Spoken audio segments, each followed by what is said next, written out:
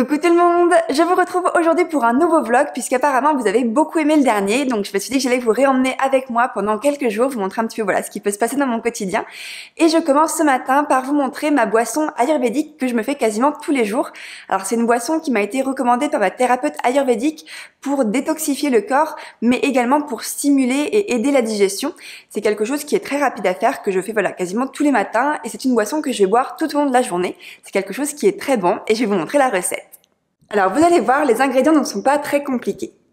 Alors l'ingrédient principal de cette boisson détox, c'est le gingembre, qui a vraiment beaucoup de propriétés. Moi j'achète directement du gingembre en racines, que je vais venir couper en petits morceaux. Donc en général il faut à peu près 2-3 cm de racines pour faire une infusion pour une personne. Je vais venir donc l'éplucher, ou en tout cas enlever la peau, et le couper en petites rondelles pour que ça infuse mieux. Et ensuite, je vais venir rajouter différentes épices. Donc moi, je prends de la cannelle. Donc c'est de la cannelle en bâton pour que ça infuse mieux plutôt que de la cannelle en poudre. Et ensuite, je rajoute également de la cardamome moulue, du cumin moulu, et puis des graines de coriandre et des graines de fenouil que je vais venir écraser avec mon pilon. De ce que me dit ma thérapeute ayurvédique, en fait, vaut mieux utiliser des graines fraîches et les écraser, puisqu'apparemment leurs propriétés sont un peu plus puissantes, et puis ça infuse mieux. Donc du coup, je vais venir prendre de l'eau que je vais mettre dans une casserole. Je vais faire chauffer l'eau et puis rajouter donc toutes ces épices et le gingembre. Et je vais en fait laisser frémir pendant quelques minutes le temps que toutes les épices infusent. Donc là, les ingrédients que je viens d'utiliser, ce sont des ingrédients spécial Pitta, puisque donc c'est une boisson qui est vraiment adaptée au dosha Pitta pour le calmer, et donc c'est ce que m'a conseillé ma thérapeute ayurvédique. Mais selon votre dosha ou selon le dosha que vous souhaitez réduire, eh bien les épices ne seront pas les mêmes. Donc je vais vous mettre ici le petit tableau que m'a transmis ma thérapeute ayurvédique afin de savoir voilà quelles sont les épices qui conviennent à quel dosha. Mais comme vous pouvez le voir, c'est une boisson qui est vraiment super facile à réaliser. Je laisse infuser à peu près, je dirais entre 5 et 7 minutes, et puis ensuite je vais venir verser donc la préparation directement dans ma bouteille isotherme, et je vais bien faire attention à filtrer et à ne pas mettre du coup toutes les épices pour que l'eau qui est dans la bouteille soit de l'eau pure et qu'elle ne continue pas d'infuser tout au long de la journée. Donc comme je vous disais, c'est une boisson que je bois quasiment tous les jours, et en fait donc je la mets dans une bouteille isotherme puisque l'idée c'est de continuer à la boire chaude. Alors en général j'attends un petit peu que ça refroidisse pour pas qu'elle soit brûlante, mais en fait l'Ayurveda conseille vraiment de boire à température ambiante ou chaud. C'est quand même meilleur pour l'organisme, meilleur pour le système digestif, et donc voilà, c'est la boisson qui m'accompagne tout au long de la journée. Alors le facteur vient de passer et un petit colis surprise vient d'arriver, alors je vais l'ouvrir avec vous.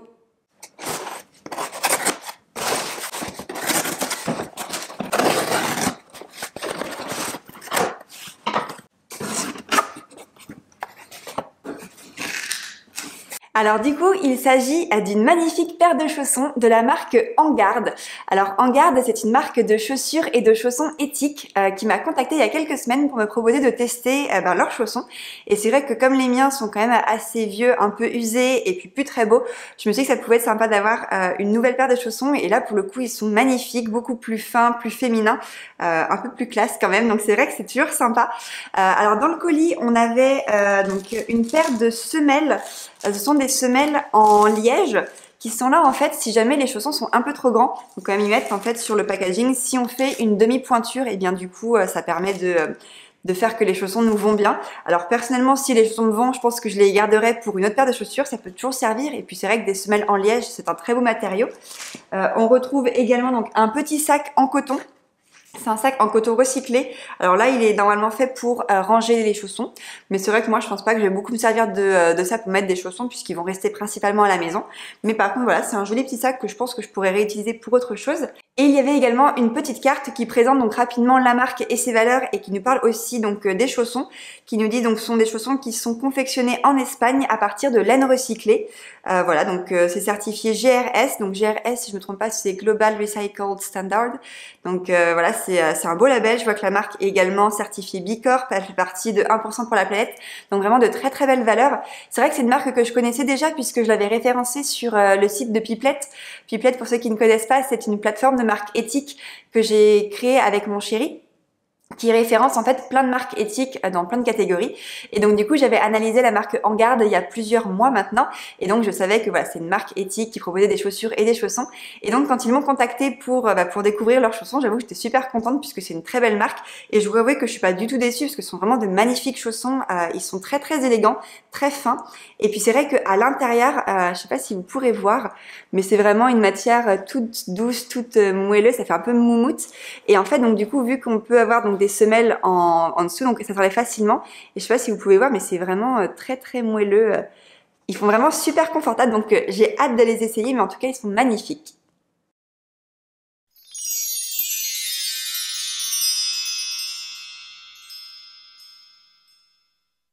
Je suis super contente car les chaussons me vont comme un gant. Ils sont vraiment trop bien, pile à la bonne taille, et puis super confortables. J'avoue que le petit côté moumoute est tout doux et trop sympa. Et puis la petite fantaisie dorée est aussi très jolie.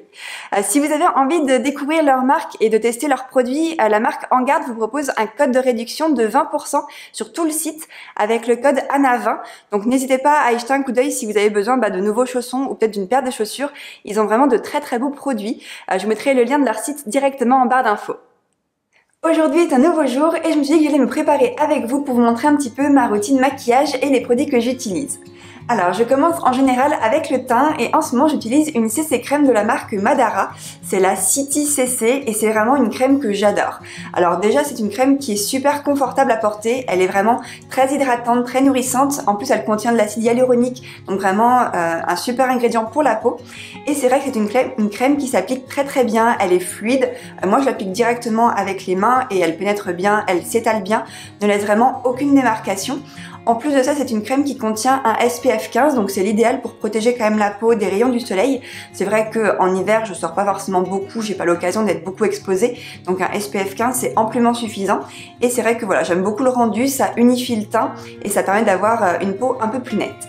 Alors c'est une crème que j'aime beaucoup parce qu'en plus elle est vraiment super discrète, on voit à peine que j'ai mis une crème teintée, elles se font vraiment super bien et comme elle est très nourrissante, eh bien je trouve que ça apporte un petit plus au niveau de la peau, surtout en hiver puisque on a souvent tendance à avoir la peau un peu plus sèche. C'est vrai que je mets moins cette crème en été, elle est vraiment bien pour l'hiver et du coup voilà, ça donne un petit effet légèrement brillant si on veut, mais je vais venir ensuite la poudrer donc c'est nickel.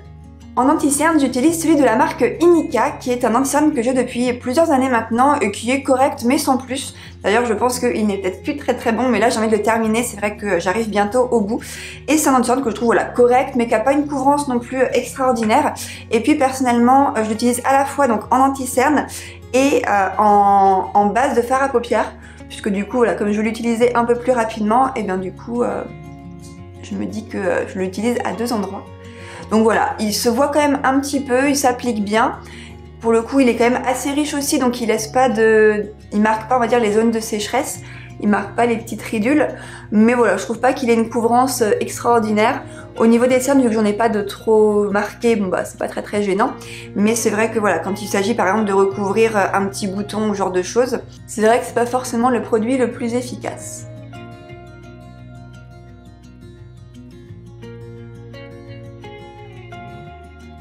Ensuite, je viens en général poudrer un petit peu pour matifier la peau et là j'utilise une poudre de la marque Boho. Alors c'est une poudre transparente, poudre libre minérale, quelque chose de tout simple mais qui fonctionne bien. Et j'utilise avec ça un pinceau de la marque Sephora, c'est un pinceau à bourron que j'aime beaucoup, qui est super confortable, super pratique à utiliser. Et en général, je m'en sers à la fois pour la poudre libre et pour utiliser, ou plutôt pour appliquer, mon fond de teint minéral de chez Lily Lolo que j'aime beaucoup, mais que j'utilise principalement du coup au printemps ou en été quand j'ai la peau un petit peu moins sèche, parce qu'il a tendance des fois à marquer un petit peu plus les zones de sécheresse. Mais en tout cas là voilà, pour la poudre libre, il est très pratique et ça l'applique très bien. Je vais ensuite mettre un petit peu de bronzer pour définir un petit peu plus mon visage et j'utilise un très vieux bronzer de la marque Sephora qui ressemble plus à grand chose. Mais voilà, pareil, il faut bien le terminer.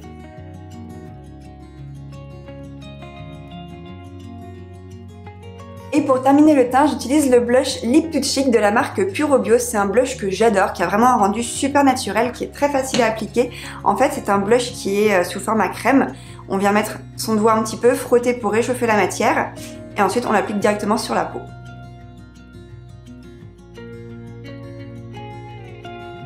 Je passe ensuite aux yeux et je mets quasiment toujours du fard à paupières, au moins un petit peu pour apporter un petit peu de couleur et de lumière. Alors là je vais utiliser une palette de la marque Naked, c'est la marque Urban Decay, c'est la palette Naked 2. Alors là encore c'est une très vieille palette mais c'est une palette que j'adore. Et c'est vrai qu'en termes de fard à paupières, il n'y a pas forcément énormément de marques qui ont des fards à paupières qui sont bien composés et surtout qui tiennent bien, qui sont efficaces. Et comme les fards à paupières, ça s'utilise pas non plus en quelques mois, c'est vrai que les palettes que j'avais depuis longtemps, eh bien elles me durent encore, j'ai encore plein de produits. Donc je vais d'abord les terminer avant d'en acheter d'autres. C'est vrai que là j'ai déjà, je pense, j'ai 4-5 palettes, il y a un petit peu de temps avant que je les termine. Alors là, je suis un maquillage qui est assez rapide, c'est-à-dire que je mets juste une couleur claire à l'intérieur de l'œil, une couleur un peu plus sombre sur l'extérieur, et puis ensuite je vais venir un petit peu estomper le fard. Mais voilà, c'est quelque chose d'assez simple, je me complique pas trop quand c'est un maquillage comme ça de tous les jours. Mais c'est vrai que l'estompage est quand même important et j'essaie de mettre un peu plus foncé en général au creux de la paupière pour définir un peu plus le regard, mais c'est tout. Donc au maximum, j'ai 3 couleurs sur les yeux. Je vais ensuite mettre un petit peu de crayon dans les yeux, mais là je ne mets pas n'importe quoi puisque j'utilise un kajal ayurvédique de la marque Soul Tree. Et en fait ça se présente comme ceci. Et la raison pour laquelle j'utilise ça plutôt qu'un crayon classique, c'est parce qu'en fait le kajal a plein de bonnes propriétés pour les yeux. En fait c'est un produit qui a des ingrédients qui vont venir protéger les yeux et on va dire les nourrir, les hydrater un petit peu, puisque un des ingrédients principaux du kajal c'est du ghee, donc du beurre clarifié, ce qui va vraiment venir protéger les yeux de la sécheresse et des différentes poussières. Et le petit bonus, c'est que ça fait un joli maquillage. Pour finir les yeux, je mets un petit peu de mascara et là je continue d'utiliser celui de la marque Lily Lolo qui est toujours un de mes mascaras favoris. Alors c'est vrai que là c'est au moins le 3e ou 4e tube que j'utilise, donc j'ai envie de tester un petit peu d'autres choses. C'est vrai qu'on entend beaucoup parler du mascara de chez Ilia, qui est apparemment un super mascara, mais qui coûte quand même plus de 30 €, donc c'est vrai que ça fait un petit peu cher pour un mascara, déjà que je trouve que celui de Lily Lolo est pas donné, je crois qu'il est dans les 20 €. Donc voilà, mais j'ai acheté là un de chez Boho Green, je crois, que j'avais envie de tester, dont on m'avait aussi dit pas mal de bien. Donc on verra ce que ça donne, mais en tout cas celui de Lily Lolo pour l'instant ne me déçoit pas du tout, il est vraiment super bien, il tient bien. Et puis je trouve que même s'il n'est pas waterproof, il a quand même une très bonne résistance à l'eau. Mais voilà, si vous avez des références de mascara à me recommander, n'hésitez pas à me le dire en commentaire. C'est vrai que j'adore les mascaras qui tiennent bien, qui allongent bien les cils et qui donnent surtout un peu de volume. Donc je serais curieuse de savoir s'il y a des marques que vous recommanderiez. On approche de la fin de ce maquillage, je vais maintenant venir faire mes sourcils. Pour ça j'utilise un crayon de chez Puro Bio qui a un petit côté goupillon. Et puis un crayon tout simple. Donc là, je fais rien de très compliqué, je vais venir juste brosser un petit peu mes sourcils pour enlever, je vais dire enlever les nœuds, mais les rendre un peu plus propres.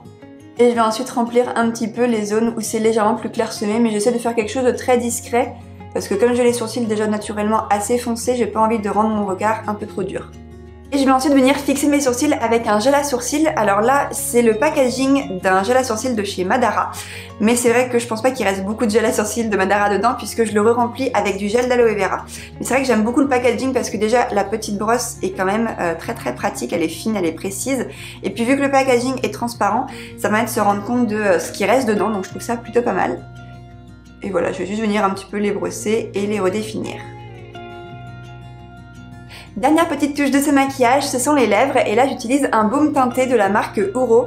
Donc là c'est le baume qui est à la noisette et qui a une teinte légèrement marron que je trouve très jolie, qui va juste en fait venir souligner la couleur des lèvres. Et voilà, je le trouve très bien, il sent bon, il y a une petite teinte mais ça reste discret et c'est surtout là pour hydrater les lèvres, donc voilà, c'est plus un petit bonus. C'est vrai que j'aime beaucoup les baumes colorés de Uro, j'en ai un à la framboise qui est un peu plus rose, j'en ai un autre à la fraise qui est plus rouge, donc voilà, je trouve que c'est discret et ça fonctionne bien. Et voilà, le maquillage est terminé. Alors c'est quelque chose qui est assez simple, hein. C'est vrai que j'aime bien les rendus assez naturels, ça m'a pris à peine 5 minutes et voilà, c'est le maquillage que je fais assez régulièrement. Bon, il est un peu plus de midi, je commence à avoir faim et donc du coup j'ai préparé à manger. Alors comme il me reste un peu de houmous que j'ai fait il y a quelques jours, puisque j'ai fait un houmous maison et j'en ai fait un petit peu trop, il y a encore des stocks à écouler. Et donc du coup avec je vais faire du pain de chapati. Alors le pain de chapati c'est un pain sans levain d'origine indienne et c'est une recette qui m'a là encore été transmise par ma thérapeute ayurvédique. En fait c'est un pain qui a plein de bénéfices pour la santé et qui va notamment réduire Vata et Pitta. Donc du coup réduire tout ce qui va être inflammation dans le corps, notamment parce qu'il ne contient contient pas de levain. Alors vous allez voir qu'il ne ressemble pas exactement à un pain traditionnel, mais il a aussi de meilleures propriétés puisqu'il est beaucoup moins chauffant que le pain traditionnel, notamment parce qu'il ne va pas causer de fermentation dans l'estomac et donc d'acidité. Alors vous allez voir que la recette est super simple, il faut peu d'ingrédients et c'est assez rapide. Alors les 2 ingrédients principaux du pain de chapati, ça va être de l'eau et de la farine. Alors de la farine complète ou semi-complète. Personnellement là j'utilise de la farine de seigle parce que c'est ce que j'ai en ce moment, mais on peut utiliser de la farine de blé aussi. Et ensuite il va y avoir donc différentes épices. On va pouvoir mettre du sel, du cumin, de la poudre de coriandre, du curcuma, un petit peu de poivre, même si toutes les épices là donc sont en option. Et enfin en option également il y a du ghee. Donc le ghee je trouve que c'est bien pour apporter un petit peu de d'onctuosité et pour que le pain soit moins sec. Mais vous allez voir que voilà, la recette est super simple.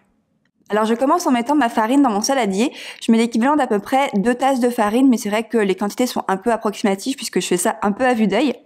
Et ensuite je vais venir rajouter donc les épices et je mets à peu près l'équivalent de une demi-cuillère à café de chaque. Puis on va ajouter lentement de l'eau tout en mélangeant jusqu'à ce que la pâte devienne un peu humide. Donc là pareil, l'eau ça va être à vue d'œil en fonction de la texture et de l'épaisseur et on peut rajouter un peu de farine si ça devient trop liquide. À ce moment-là, on peut également ajouter une cuillère à café de ghee pour adoucir la pâte et puis continuer à la travailler. C'est vrai que vu que le ghee a tendance à durcir quand il fait froid et que là on est en hiver, il est un peu dur. Donc du coup, il va se fondre dans la pâte au fur et à mesure que je vais la mélanger et la pétrir. Puis avec la pâte, on va venir faire des petites boules d'à peu près la taille d'une balle de golf. Et puis avec un rouleau, on va venir les aplatir pour créer notre pain de chapati. Donc là, on met un petit peu de farine sur la table pour que ça colle le moins possible. Et puis on va essayer de faire les pains les plus fins possibles. Une fois que la galette est prête, on va venir la mettre directement dans une poêle bien chaude, donc on aura fait chauffer un petit peu avant, et on va la faire cuire à feu moyen pendant environ 45 secondes de chaque côté en la laissant gonfler. Ça ressemble un petit peu à des pains pita ou à des naans en étant un petit peu plus fin quand même, mais c'est tout aussi bon. Et voilà, mon repas est prêt. Donc c'est quelque chose de vraiment tout basique, tout simple. C'est vrai que je me suis pas trop embêtée. J'ai donc tartiné du houmous sur une galette et puis j'ai mis une sorte de compoté de poivron que j'avais sur le reste pour donner un petit peu de goût et relever un petit peu tout ça. Donc voilà, ça va faire mon repas de ce midi. Donc comme vous avez pu le voir, la recette de pain de chapati est vraiment super simple. Et puis comme je vous le disais, le pain de chapati c'est quelque chose qui est très très bon à la fois gustativement mais également pour la santé. Donc j'espère que cette petite recette pourra vous être utile et vous donnera peut-être envie d'essayer. On arrive à la fin de cette vidéo et je vais terminer en vous partageant une bonne nouvelle puisque pour celles et ceux qui ont suivi, on est en plein projet de construction d'une maison écologique. On a donc visité le terrain il y a tout pile 1 an puisque c'était en février 2022 et on a eu pas mal d'aléas durant les derniers mois pour la dépose du permis de construire puisqu'on a eu 2 refus de la part de la mairie, principalement pour des raisons esthétiques parce que la maison était trop contemporaine. Donc du coup c'était un petit peu compliqué, on a eu pas mal de hauts et de bas, mais là ça y est, on a reçu une bonne nouvelle la semaine dernière et on a enfin reçu notre permis de construire. Donc on est vraiment super contents et ça veut dire que notre projet va enfin voir le jour. Donc c'est vraiment une super nouvelle, vraiment on est ravis. Donc là on a déposé le panneau sur le terrain la semaine dernière. On doit maintenant attendre les 2 mois de recours des tiers pour vérifier que personne ne se plaigne. J'espère qu'on n'aura pas de soucis à ce niveau-là. Et puis si tout va bien, on devrait avoir le début des travaux vers avril-mai pour un emménagement au printemps 2024. Donc j'ai vraiment super hâte et je pense qu'en fait je vais vous faire une petite série de vidéos sur l'évolution de la construction de cette maison, vous partager un petit peu comment est-ce que ça se passe la construction de maison écologique, quels sont nos choix en termes de fournisseurs, de matériaux, d'organisation. Donc j'ai vraiment hâte de vous partager tout ça. Si c'est le genre de sujet qui vous intéresse, eh bien n'hésitez pas à vous abonner pour ne pas rater les futures vidéos. Et puis je vais terminer ce vlog en vous souhaitant une excellente journée et je vous dis à très bientôt pour la prochaine vidéo. Bye!